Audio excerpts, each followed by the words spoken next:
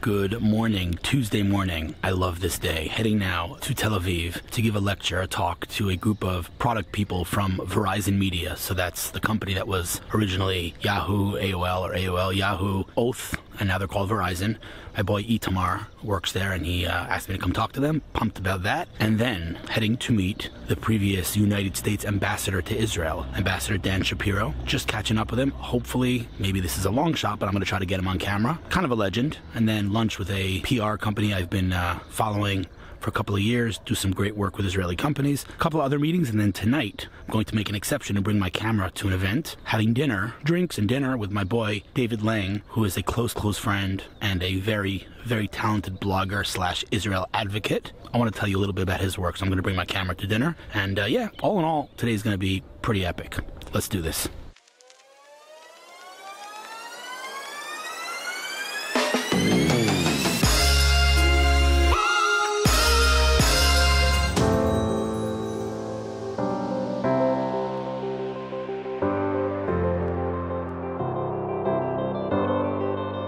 Made it to Verizon Media's headquarters here in Tel Aviv. My boy Itamar Weisbrod, who I know for 20 years, probably more, recently joined Verizon and asked me to come speak to these guys. These kind of like senior product people who are touring different innovation hubs throughout the world. Israel's first, I believe. And yeah, I'm just gonna tell them about what's going on in this outrageous tech ecosystem. And I'm at one of the most beautiful buildings in Tel Aviv, in the Atrium building in Ramat Gan.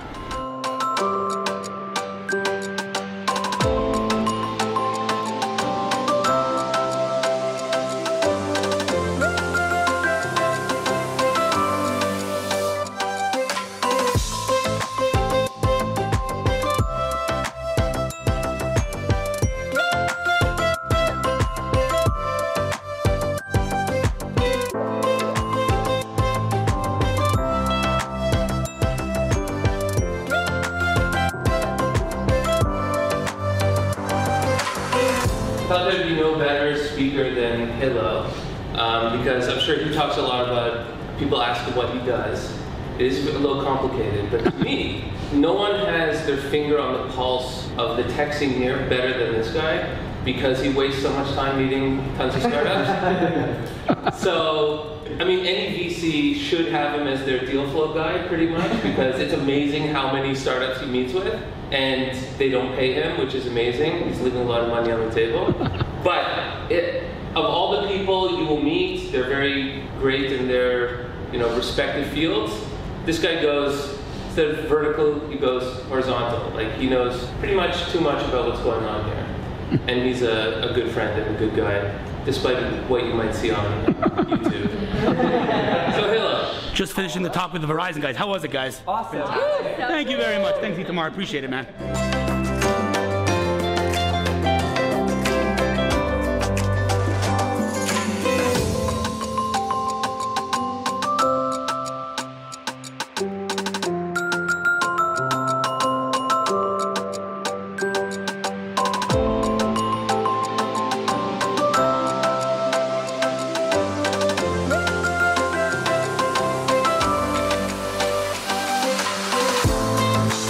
Next meeting, going to meet Ambassador Dan Shapiro, the United States ambassador to Israel under the Obama administration. No agenda, just catching up with the guy. Not sure if he'll go on camera or not, but I'm going to try my best. Not even sure what this place is, but it's where I'm meeting him. Lately, I find myself starting interviews with the following words.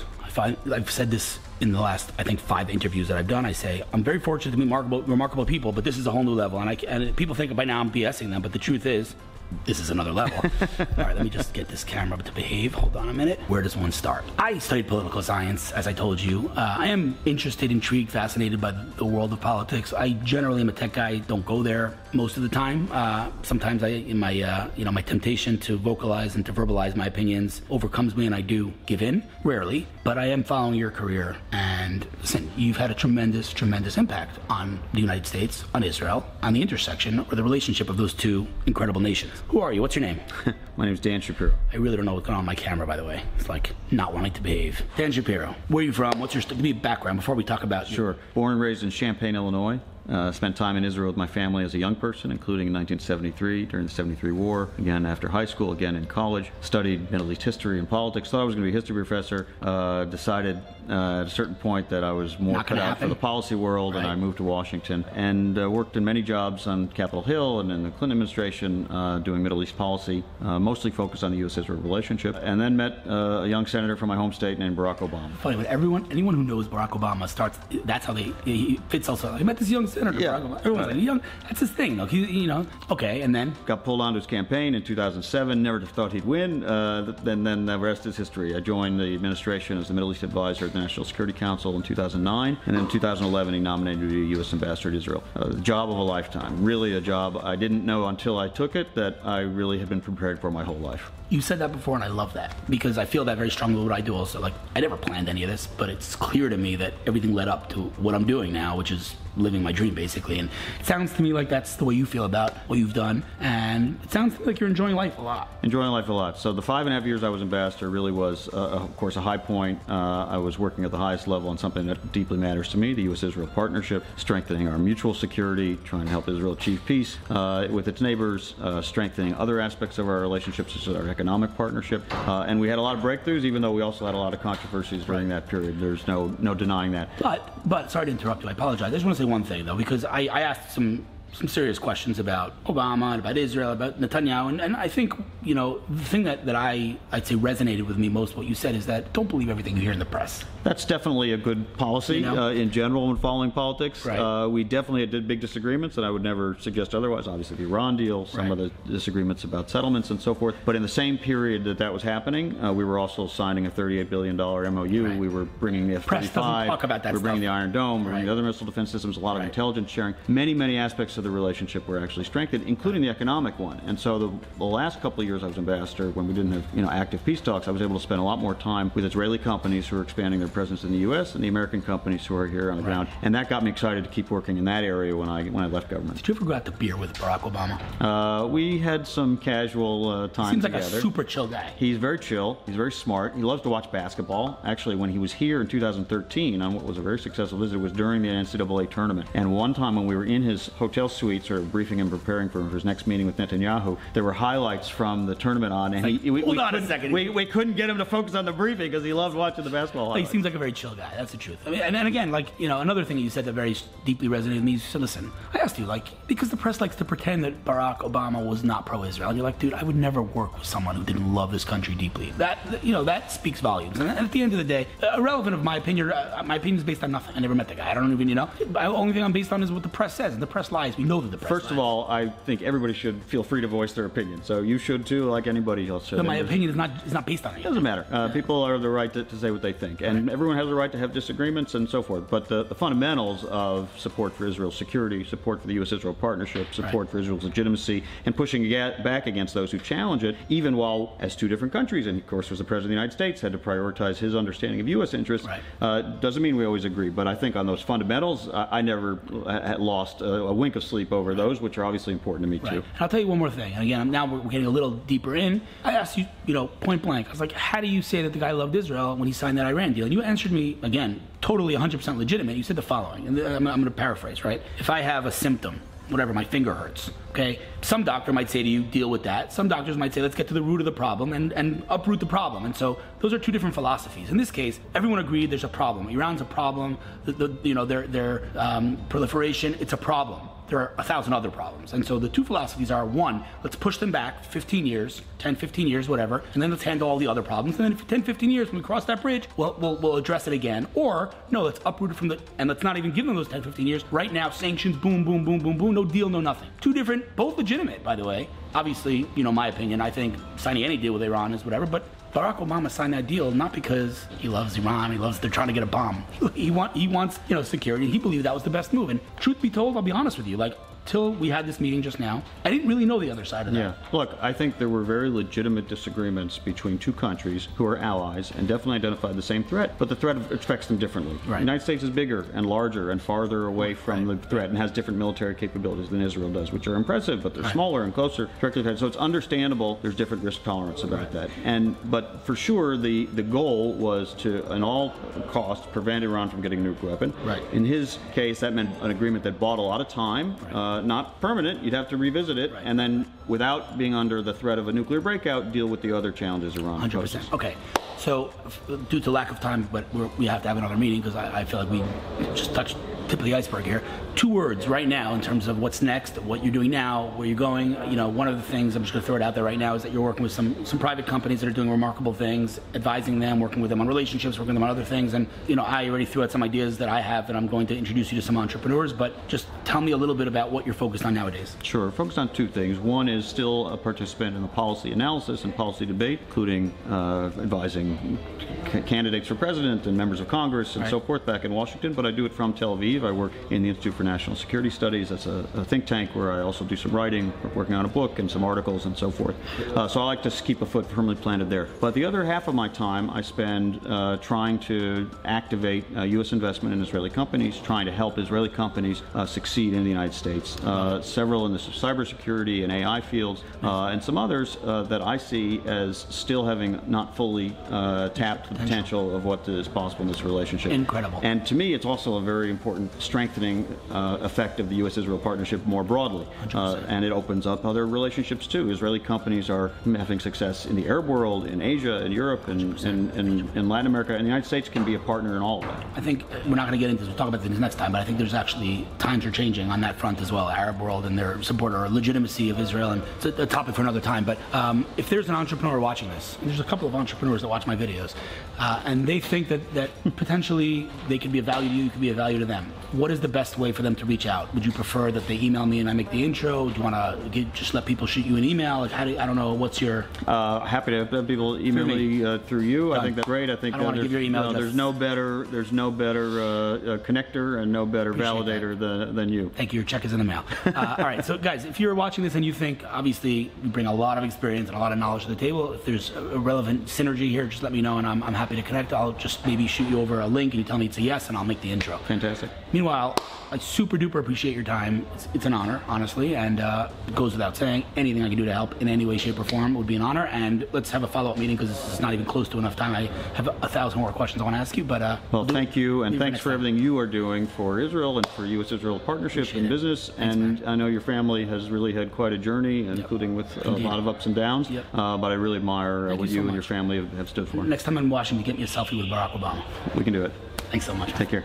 I am in a place called Bartu, which is basically this tiny little, by the way, this is the first time I'm using this thing with a phone attached. It's very strange for me, because I'm looking at the screen and then I don't look at the thing. Oh, it's tracking my face now. Look at that. You see?